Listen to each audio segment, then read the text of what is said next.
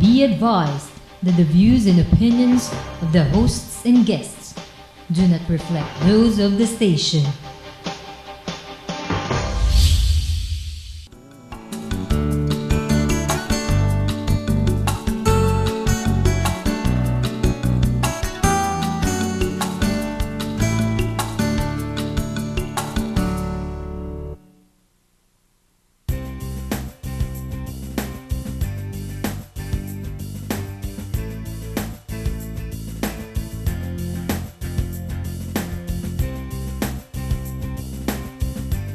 That were inserted into soybeans, transferred into the DNA of the bacteria living inside us, and certain varieties of genetically modified corn are engineered to produce an insecticide.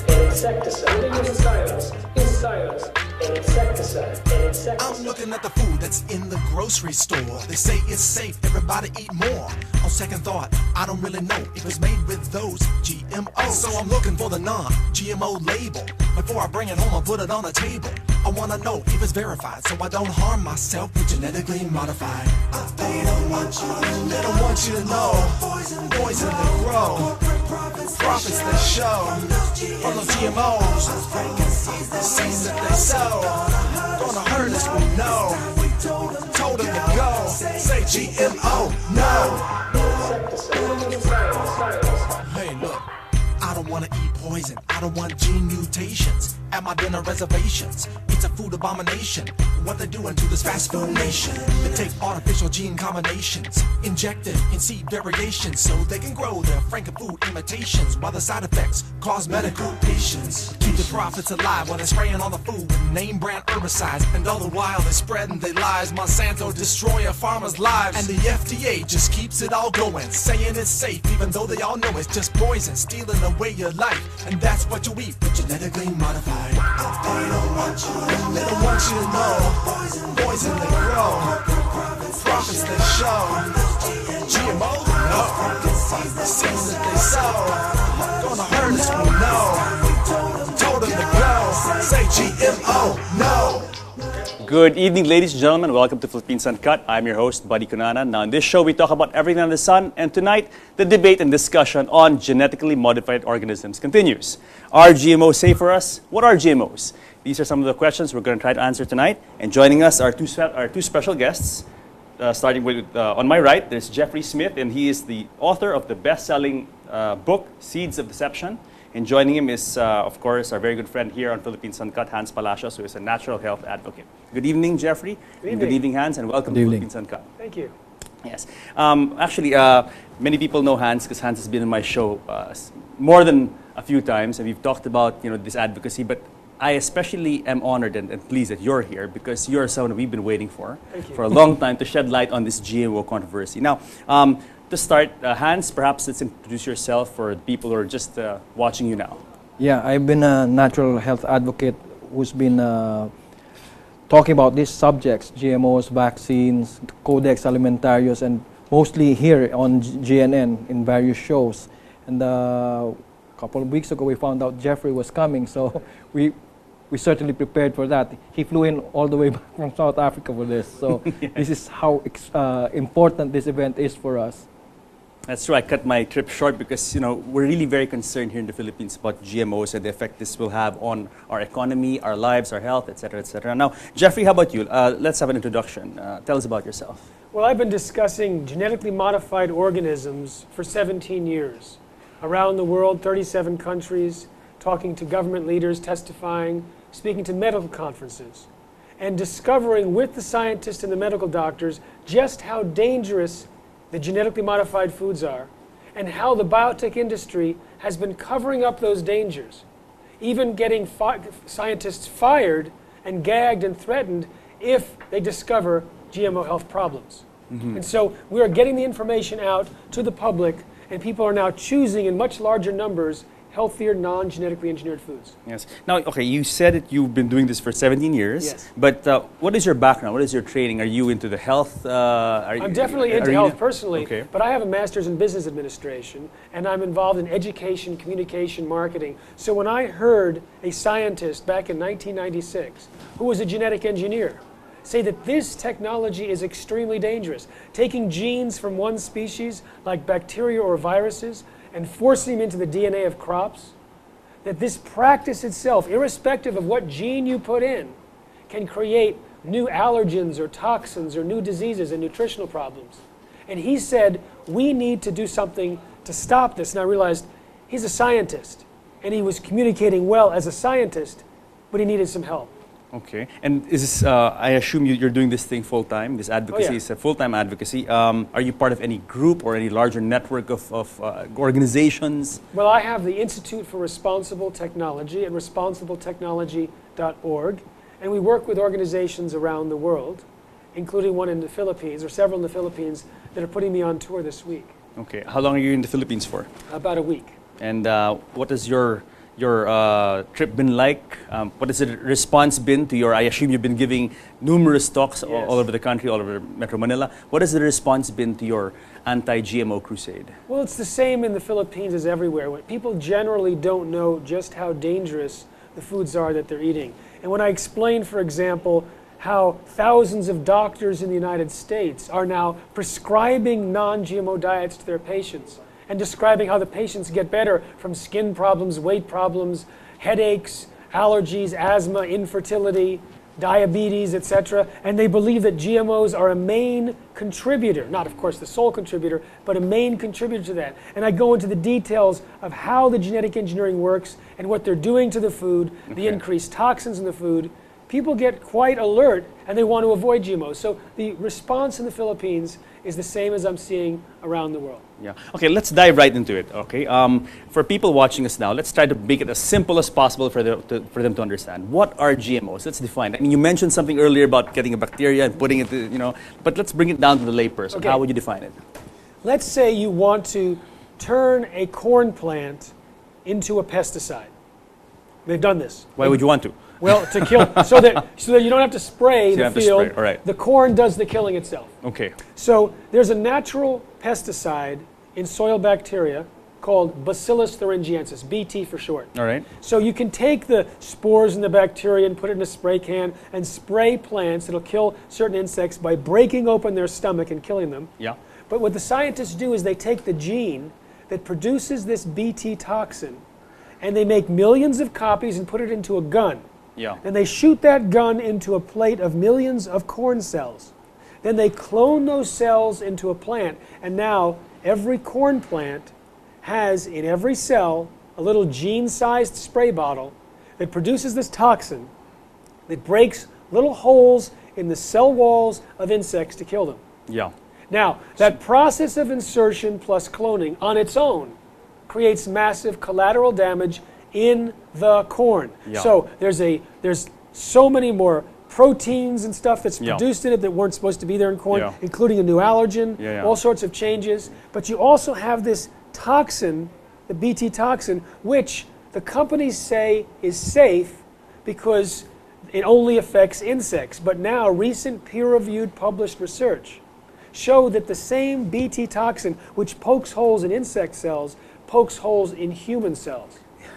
The same way, according to the researchers, as it does with insects. Yeah. And so you were eating something which could be poking holes in the cell walls. For sure. I mean, insects are among the most resilient, creatures on this planet. In fact, there is a simulation of a nuclear holocaust, and it was the insects that actually survived. So if something is toxic to insects, being a layperson, I would assume that this thing is not bad for human beings as well.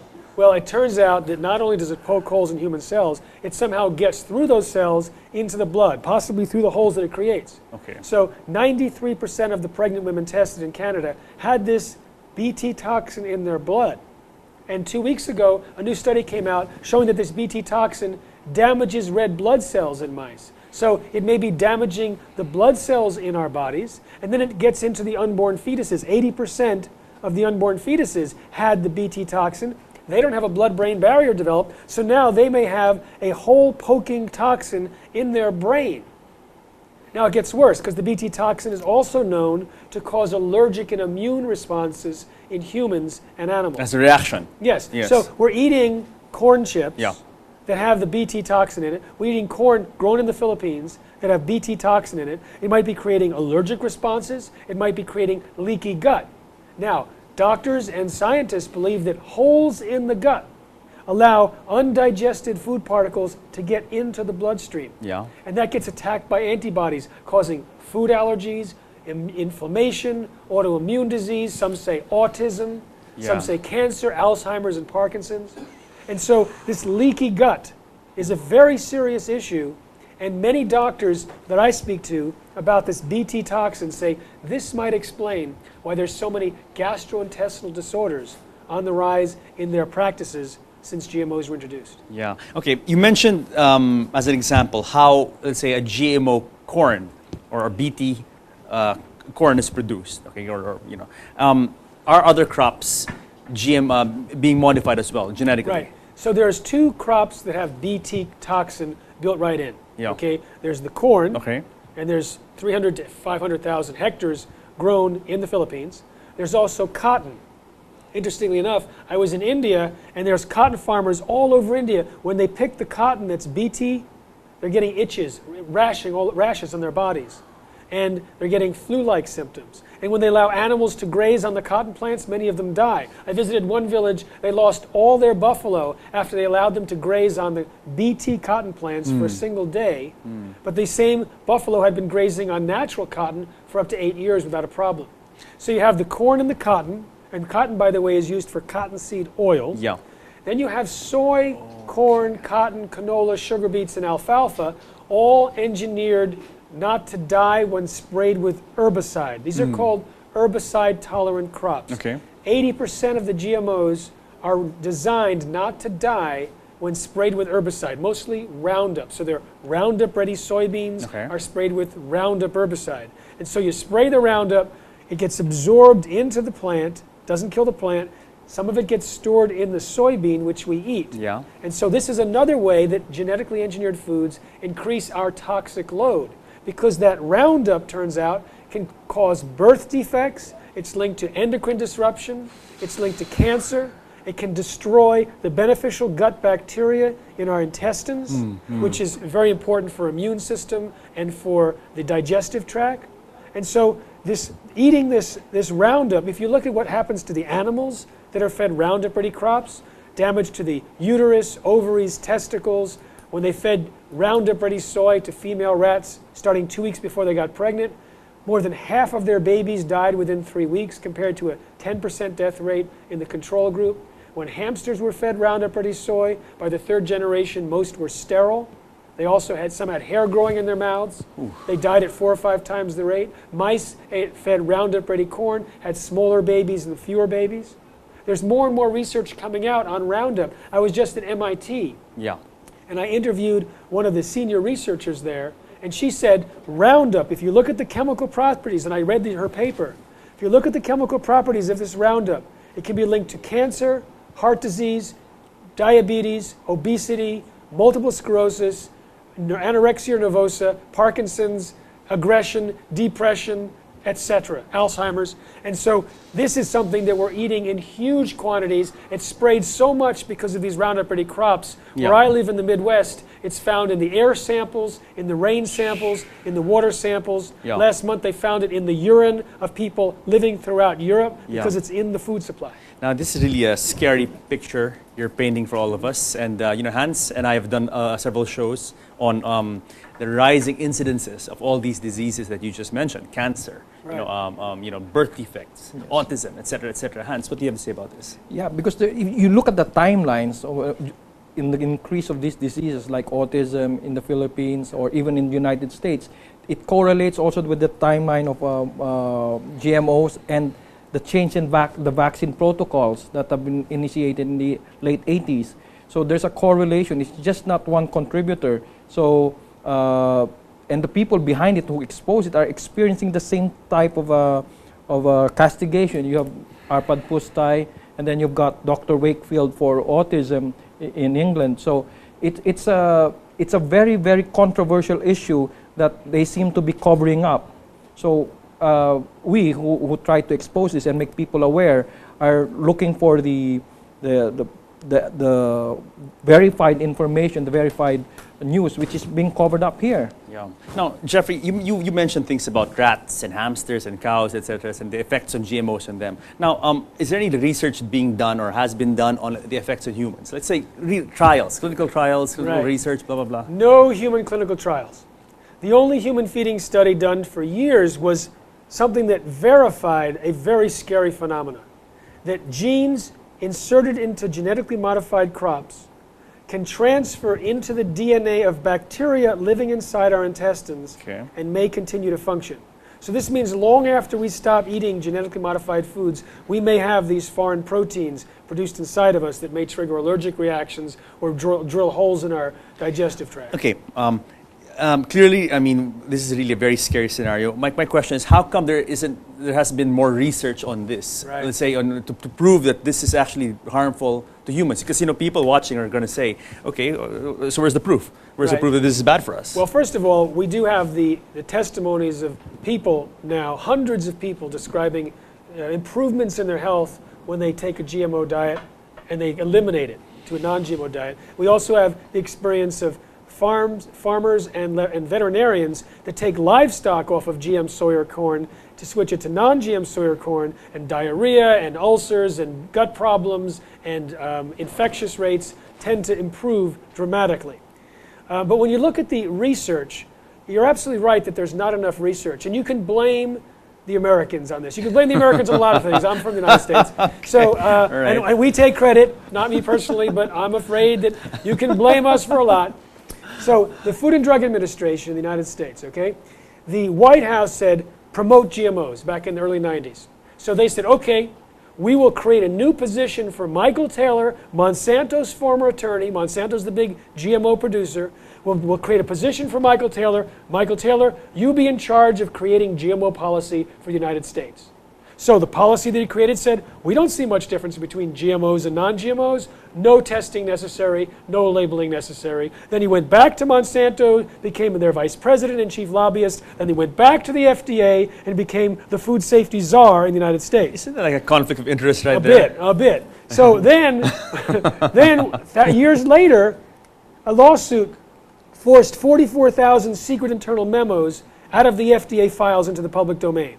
And you read memo after memo of FDA scientists saying GMOs are dangerous, GMOs could lead to allergies, toxins, new diseases. GMOs are different, lead to different risks. So the exact opposite of what the scientists said was listed as the basis for U.S. policy.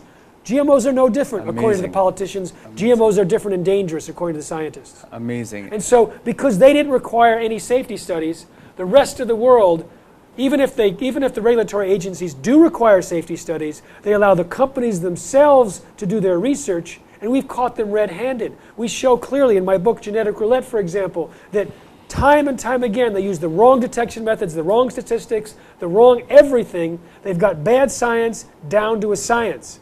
And they ignore the evidence of harm. Yeah. And when individual scientists, independent scientists, discover problems, they're fired, stripped of responsibilities, forced out, denied tenure, denied funding, By who? gagged. By who? There's an incredible attack system. In fact, this was described even in the journal Nature, a very prominent journal that said whenever someone discovers or adverse findings, they're attacked even personally.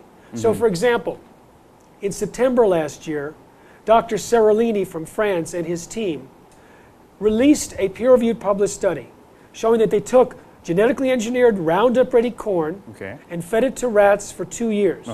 The rats had multiple massive tumors, huge tumors. They died at 2 or 3 times the rate. They had organ damage in the liver, kidneys, and pituitary. They were absolutely a mess. Okay, it should have ended the genetic engineering of corn, in my opinion. But instead, within 24 hours, the minions of the biotech industry from every continent were given talking points. They used the wrong rats. They used the wrong control group. The guy is an activist. He's an anti-GMO activist. He's not to be trusted. So the media got really nervous and either stopped reporting on it or wanted to give a balanced opinion by providing the other side. And the other side was so vocal, they said, well, now it's a consensus of scientific opinion. It was the same cabal that attacks everyone. You mentioned a company earlier, a few minutes ago, Monsanto. Tell us about this company. Monsanto told us that Agent Orange, PCBs, and DDT were safe. And they were caught red-handed lying. In fact, they were fined $700 million poisoning people near their factory. And some of their secret memos said, we can't afford to lose $1 of business, in response to the awareness that they were poisoning people. So this is a company that has decades of lying and has been voted the most hated company on earth for year after year. It's a biotechnology company. It's a biotechnology company. And what's strange about this is that I understand the tentacles of this company are super pervasive. I mean, they're in multiple countries across many regions. And my question is, how come so few people have heard about Monsanto? It seems like, you know, it's such a huge company with its reach in almost every country you can think of. And yet, so few people heard about it. Personally, as a journalist, I only heard about this and after Hans brought it to me, and then I did my research. But why is it? How come that's like kind of like Big Brother in a way? No one, it's there, but no one knows about them. They have very few products with their name on it that go to the general public. They have seeds that go to farmers, and they have chemicals that go to farmers. But when there was a march against Monsanto, it was announced on Facebook a few months ago. We're going to have a march against Monsanto on May 25th. They expected a few thousand. They got over 2 million people marching in 52 countries, in 450 cities. Okay, they are, let me give you an idea of their arrogance, okay? In a San Francisco conference in 1999 in January, their consultant admitted how they had helped Monsanto. They said to the Monsanto executives, describe your ideal future. And the executives described a world in which 100% of all commercial seeds were genetically engineered and patented. And the consultant worked backwards from that goal to create the strategy and tactics to achieve it. So here's a company that wants to replace the billions of years of evolution, to eliminate the products and replace them with designer genes and designer organisms from an infant science that's known to cause side effects. But pro-GMO people will say that, okay, we need this to produce better crops that are weather resistant, Yields. pest resistant, because we have 6 billion people to feed on this planet, etc., etc. What do you have to say about that? The world's experts at Feeding the World determined that the current generation of genetically modified foods actually work against it. The most comprehensive study, the ISTAD report, with more than 400 contributing scientists signed on by 58 countries, completely eliminated GMOs from the possible solutions in their current state. GMOs, on average, reduce yield. They don't increase yield, whereas sustainable agriculture in developing countries increases yield by an average of 79%, and in the case of corn and potatoes, 100%. So this is a myth that has been generated and loudly by the biotech industry to get people to say, we need the technology. In fact, in interviewing someone that worked for Monsanto and did, quote, safety studies for Monsanto, and I drilled down and I drilled down and I drilled down, and we both agreed that definitely they were putting some people at risk with their products that might cause allergic reactions and death or other problems. I said, how can you justify it? He said, well, we needed to feed the world. It's like this is their final argument when they can't justify putting people at risk and possibly killing them. They say, we need to feed the world. And that's something, you know, a lot of people are afraid of because, you know, they've created this specter of, you know, that the world has to be sustainable. We have a runaway population. Absolutely. Things like that. Now, before we pause for a break, I understand, I mentioned that you're the author of the best-selling book called Seeds of Deception. Maybe we can show this to the, sure. and show the other material you brought to the studio. Okay. So Seeds of Deception describes the takeover by Monsanto of the FDA. It describes how there was an epidemic in the United States from a genetically modified food supplement that was covered up by the FDA. It shows how one scientist who was actually hired to figure out how to test for the safety of GMOs for the European Union was fired and gagged and stripped of responsibilities because he found out that GMOs were dangerous. So this is the storybook about the dark underbelly of the biotech industry. Right. And this is the right brain book because it's stories. Right. And this is the left brain book.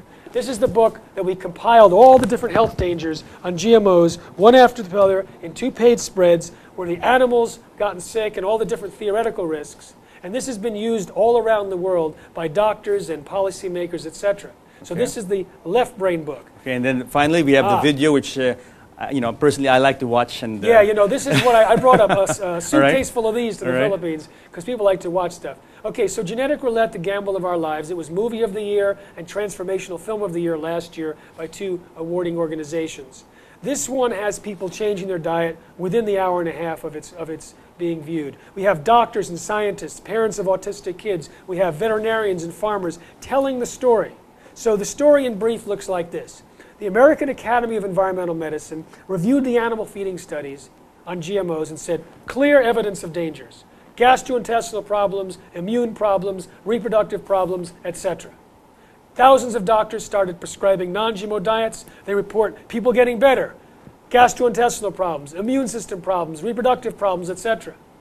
Farmers and veterinarians take their livestock off of GMOs, reporting improvements, gastrointestinal, immune, reproductive.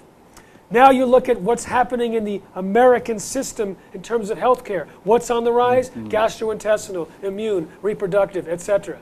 The same repeating categories. You look at the qualities of genetically modified Roundup-ready crops and the Bt toxin-producing crops. If you look at the qualities, what would they produce? Yes. Gastrointestinal, immune, reproductive, etc. Yeah. So you have this nexus, and in the film, you actually hear from people who have patients or livestock or themselves changed because of changing their Changing diet. diets. Right. Excellent, excellent. So guys, let's pause for a break, but when we return, we'll talk about how people can identify GMO foods and how to stay safe, how to stay healthy. So guys, stay tuned because Philippines Uncut will be back.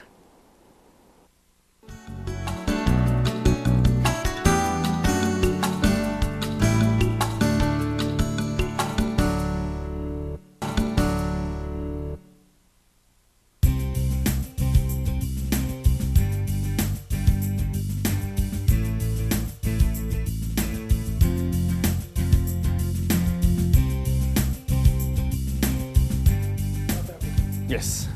Welcome back to Philippines Uncut. I'm Buddy Cunanan. Tonight's topic is the GMO controversy, or genetically modified organisms. And joining us still are Jeffrey Smith, best-selling author of Seeds of Deception, and Hans Palacios, natural health advocate.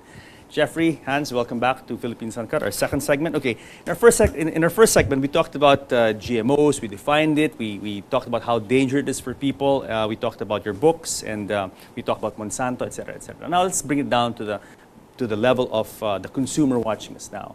Where can people find GMO foods? Because I think we've scared enough people. I'm scared. Hell, I'm scared. Yeah, I do that for a living. I'm sorry.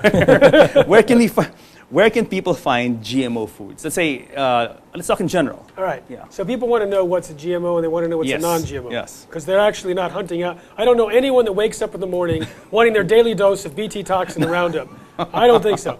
So you have, in the Philippines, 27% of the corn is genetically engineered. All right. So that means if you have a corn product that's made in the Philippines and it doesn't say organic, then you have to just consider it to be GMO. Now, I don't know if you have any corn on the cob that's genetically engineered, but this would be corn products like corn flour and tortillas, and a lot of animal products. Animal feed is made from this corn. Now, you also have soybeans that are imported into the Philippines and imported from the United States. And 93% of the soy in the United States is genetically engineered. So again, if it doesn't say non-GMO organic, you're out of luck. So anything that has a derivative of soy and corn in a packaged product. So the derivatives of corn include high fructose corn syrup, dextrose, maltodextrin, soy lecithin from the soy. So if you get a packaged food from the United States or Canada, then there's a very good chance, maybe 9 out of 10 of them, will have a derivative. What do you mean by packaged food? Packaged processed foods, boxes, like a candy bar or hot dogs, chips, things that have a lot of different ingredients in it. Can of soup. Can of soup, Yeah. exactly. Yeah. Now, you also have the oils from cottonseed oil and canola oil. Okay? So you'll have corn oil, soybean oil, cottonseed oil, and canola oil, all genetically engineered. Yeah. So you got to get your coconut oil, of course, from the Philippines, or olive oil. Then you have alfalfa, which is used as hay for animals. And then you have sugar from sugar beets. Now, in the United States, most of the sugar comes from sugar beets, more than 50%. Now, you may have cane sugar here, but if you get products that contain sugar from the U.S. and it doesn't say pure cane sugar, it's going to be from sugar beets What about as well. meat, poultry, the kind of thing? This is a real good question. Yeah. We haven't yet seen genetically engineered animals on the market, although the FDA wants to approve genetically modified salmon that has genes from an eel and another salmon inserted so it grows quicker. We really don't want that to happen. But the animals eat GMOs. What is the effect on them? That's a great question. There's not been a single peer-reviewed published study, so you wonder why they allow this stuff out there. The Center for Veterinary Medicine of the Food and Drug Administration, they said GMOs fed to animals create unique risks for humans that eat the meat or the dairy products from those animals. Okay? They said it, they were ignored. And we have one study that's not yet published that shows some changes in the rats that ate the fish, that ate the GMOs, but we haven't seen the evidence yet published. Yeah. Okay. So what you're saying is basically, if your advice, and I'm just putting this together from what you've put out there, is to avoid buying any food product from North America. Well, I wouldn't say. I live in North America. A man's got to eat. You got to eat something. So here's what I do in North America. Okay, Yeah. we have a website called non-GMOshoppingguide.com. Okay. Okay, and an iPhone application called Shop No GMO. All right. So we have about 10,000 products listed in our shopping guide All right. that are verified by a third party as non-GMO. Brands, yeah, the specific The actual brands products, there. yeah. Not only the brands, but the actual Products, products. all right. Okay, good. We also have the 4 tips how to avoid GMOs. Buy organic, buy products that are labeled non-GMO, buy products that are listed in the shopping guide, or avoid the at-risk ingredients. And we have a list of those derivatives that may come from the soy and the corn. Yeah. And so if you're looking at a processed packaged food from North America and it contains pumpkin and something else that's not genetically engineered, you're okay. But if it contains one of these ingredients, you may want to go to the other aisle. Okay. Okay. Let's talk about labeling, because you said organic, non-GMO. How? I mean, is labeling of GMO products, is this in wide practice in the United States? It's in wide practice around the world. 64 countries right. either require labeling or ban GMOs outright, but not in the United States. Now, the United States, remember, the Food and Drug Administration years ago was instructed to promote the biotechnology industry. That was explicit and it's still in place. And so they ignore the desire of 9 out of 10 Americans who want GMOs labeled in order to support the economic interests of 5 GMO companies. But that is starting to change. We have been educating people about the health dangers. More than 1 million people have consulted our shopping guide. Millions are trying to seek non-GMO products. Non-GMO labeled products in the United States were the fastest growing category of any health and wellness claim products in the country.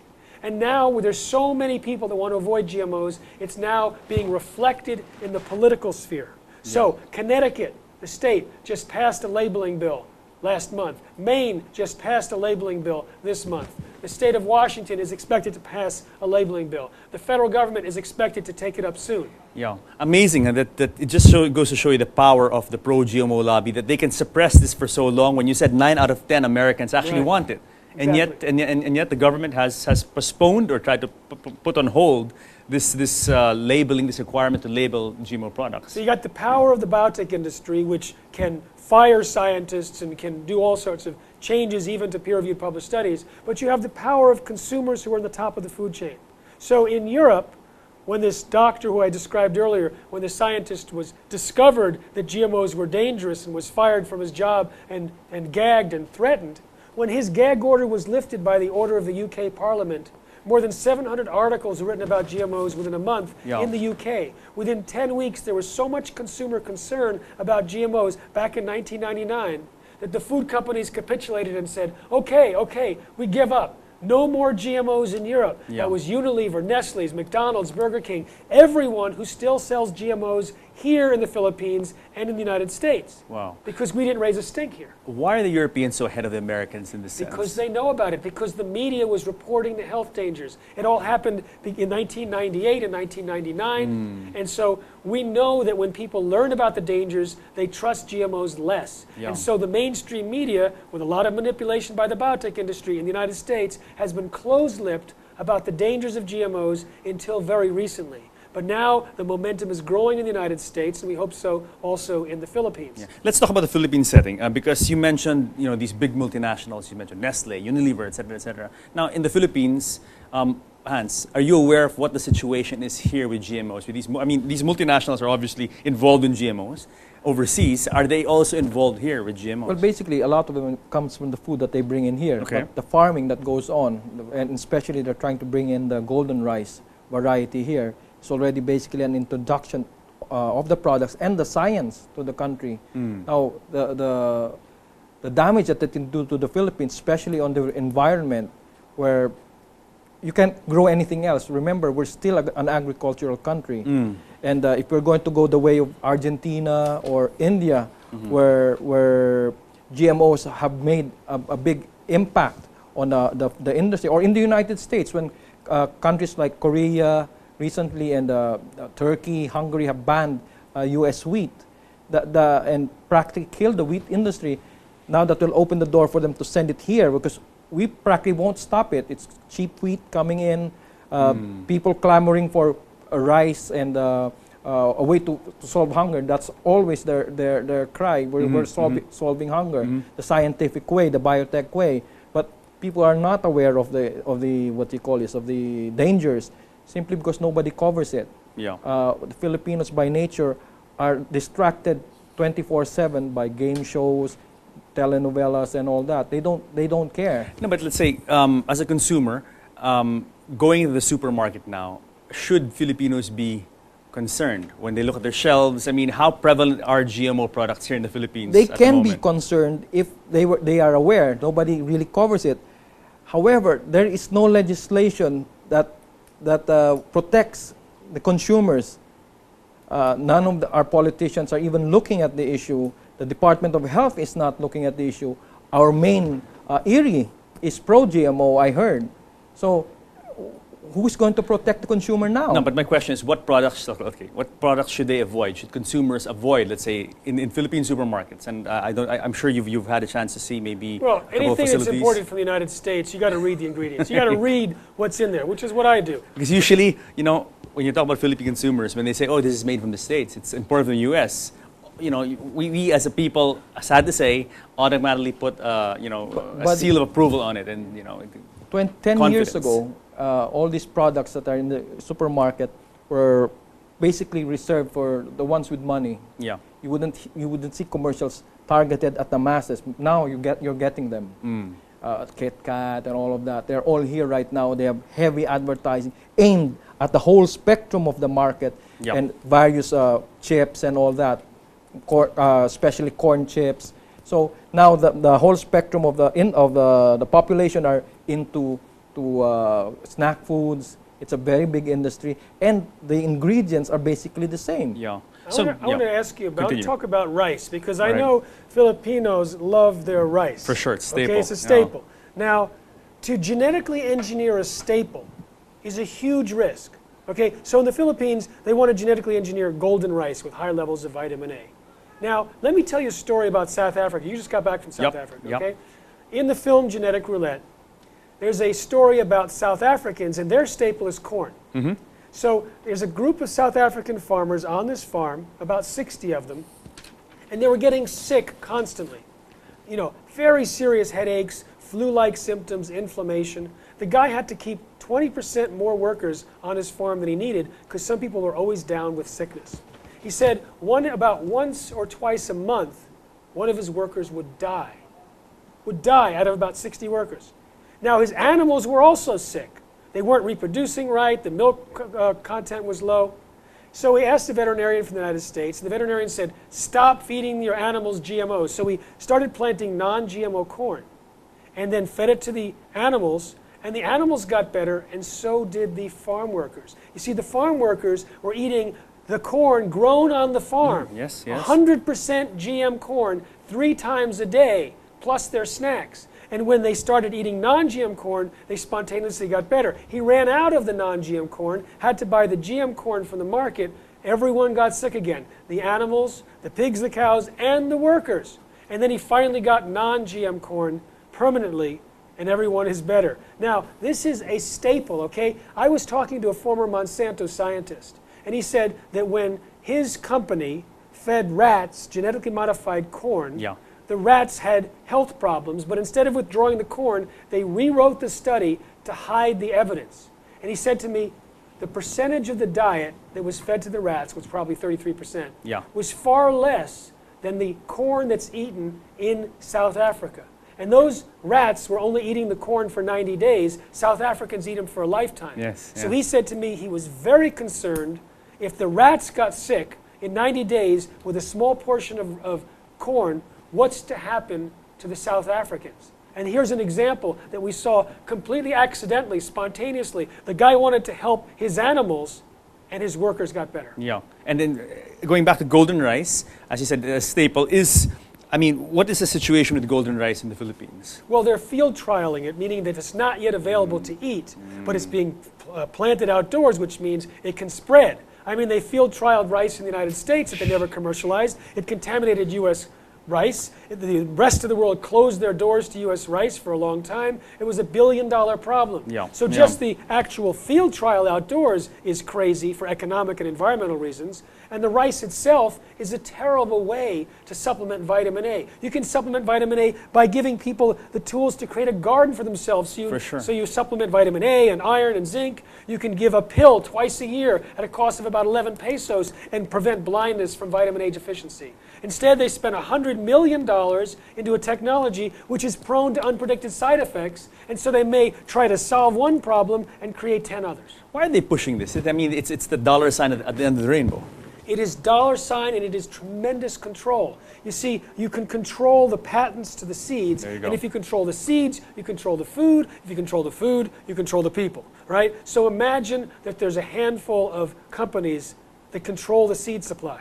And they're trying to introduce Terminator technology, which will allow plants to grow sterile offspring, which will force farmers not to save seeds like they've been doing, But to buy new again. seeds every year, Yeah. which limits the amount of genetics available into a very few, which puts the entire food supply at risk. Yeah. And they're doing all this for the sake of profit and control. Yeah, now in the United States, there's already a big, as I said, outcry against this kind of thing. Now, in the Philippines, golden rice, very, very frightening stuff, what you just said. Is there any group, I mean, what is the response to this? I mean, is there a backlash? Is there a group that's opposing this this golden rice thing? I mean, in Congress, are there champions? Consumer Rights for Safe Food is one organization. There's Noted GMOs Coalition. Yeah.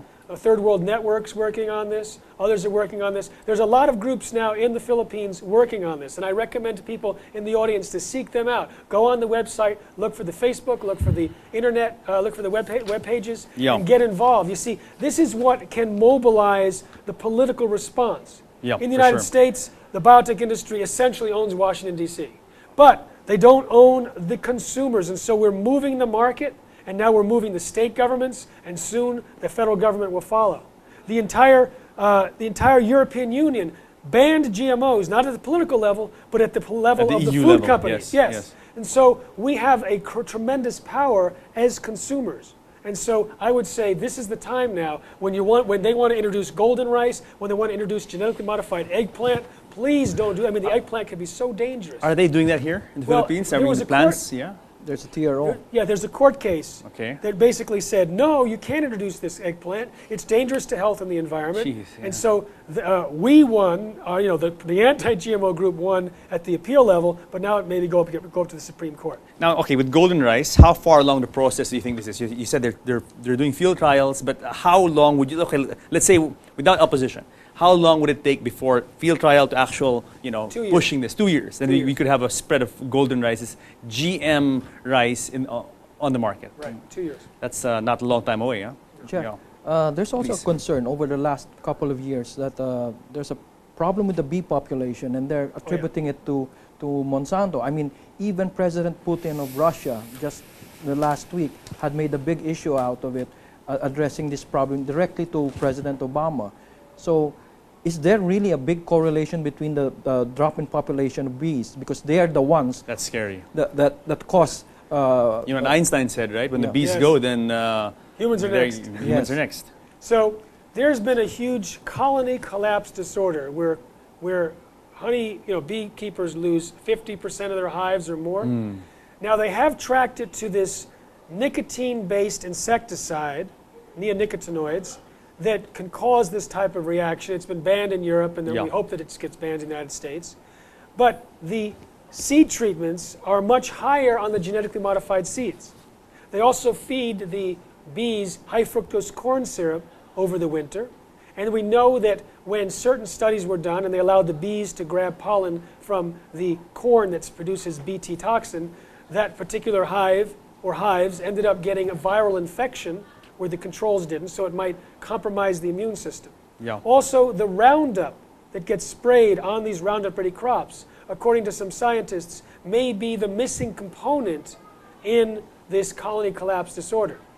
So you have many possibilities why GMOs may be contributing to this worldwide bee decline in addition to these nicotine-based insecticides. Yeah, yeah. Going back to products, you said basically what you implied was, and you said it actually, if people see products from North America, Right. one should actually look at it closely. Absolutely. What about products from other countries? Let's say other major food producing Western countries. Let's say Europe, European countries, Australia, New Okay, Zealand. I love going to Europe because I can eat there without having to read the labels. You see, in Europe, they have a very good labeling system, not for the milk and meat of animals, that's a problem, that's a loophole. But for other things, if it's an accidental contamination of over 0.9% per ingredient, it must be labeled. And so I can order things and eat it. And if I buy something in the United States that's imported from Europe, I don't have to read the ingredient label. So that's good. From Australia, New Zealand. they have GMOs in Australia. They have canola there. New Zealand's they don't grow any for commercial consumption, but they may have some in the animal feed. They don't allow the genetically engineered bovine growth hormone in either Australia or New Zealand or Europe. Yeah. Now, the bovine growth hormone, a genetically engineered drug injected into cows to increase milk supply, it creates more pus in the milk, more antibiotics, more bovine growth hormone, and more hormone that's a cancer promoter called IGF-1. A former Monsanto scientist told me that 3 of his colleagues had studied the milk from animals that were fed that were injected with genetically modified bovine growth hormone.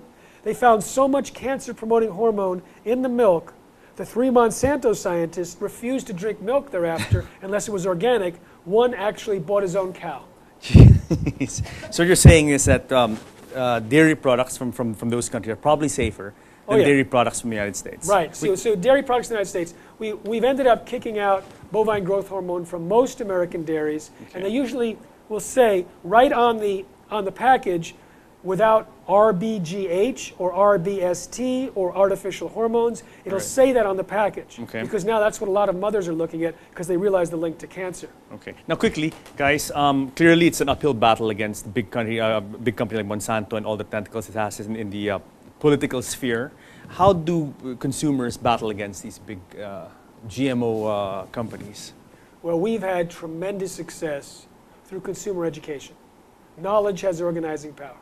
Okay, so what we found is, another example, I was at MIT recently, and I said to the audience, okay, who in the audience has gotten rid of GMOs? A lot of people raised their hand. How many people noticed health effects? A woman's hand shot up and said, my 6.5-year-old was aggressive, out of control. They wanted to label him retarded and kick him out of school. I saw your movie, took him off of all GMOs. Within a week, his behavior changed. Within a month, I had a new son. And they don't have any problems now in school. So this is now spreading by the millions. People are telling their friends these type of stories. And this is creating an army.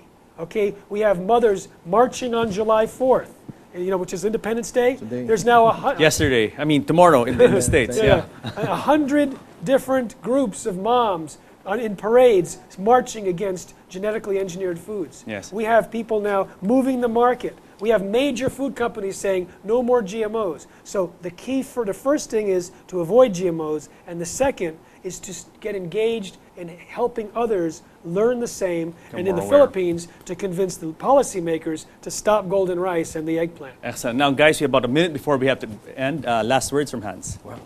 Hans first, and then Jeff. I'm passing it on to Jeff. He's Jeffrey, here. for our viewers. Okay, so we're at a crossroads now. There's a lot of reasons to avoid GMOs for personal health, but here's a possible greater danger. There's no way to clean up the self-propagating genetic pollution from the gene pool. The genes already released into the environment can outlast the effects of global warming and nuclear waste. We can dramatically reduce the exposure, but with current technology, we cannot eliminate it. So this is a technology from an infant science that's known to cause side effects, that's being deployed into the entire food supply and into the environment, so it can affect everyone who eats, all living beings, and all future generations. We should have been so careful, extinguishing every doubt before we allowed these onto the market. The exact opposite happened. For political and economic reasons, the FDA and the US government ignored the science and ignored the scientists, and now we're stuck, so to speak, with this problem, but not really. We have the power to reverse it. In fact, I think we have a responsibility and an opportunity to protect not only ourselves, but our children and the next generation, all future generations are looking to us. We're at a critical time now. We're about to tip the scales in the United States. There's a lot of resistance to GMOs around the world. Over 2 million people just marched in May. This is the time for people to strike while the iron is hot, and the iron is hot in the Philippines. So this is a very important, this is why I'm here. This is a hotbed right now where it can go either way, and this is the time for people to get aware and active. Now, for more information, maybe you can mention your website one last time. ResponsibleTechnology.org. That's for the Institute for Responsible Technology. To help you avoid GMOs, non-GMOshoppingguide.com, or the iPhone application Shop No GMO. Shop No GMO. And you can watch the film online, Genetic Roulette, The Gamble of Our Lives, at geneticroulettemovie.com. Excellent. Thank you very much, Jeffrey, for all your work and for coming to the Philippines. And we look forward to covering this issue in the the weeks and months to come. Salamat po, kaibigan. Thank you. And thanks also, Hans, for coming here. Thank you. And keep up the good work. Thank you very much. Thank you. So, guys, I hope you learned a lot about GMOs and what to avoid when you're going to your supermarkets. Catch us again next week here in the show where we talk about what matters to you, because you guys matter the most. See you next week. Is it okay if I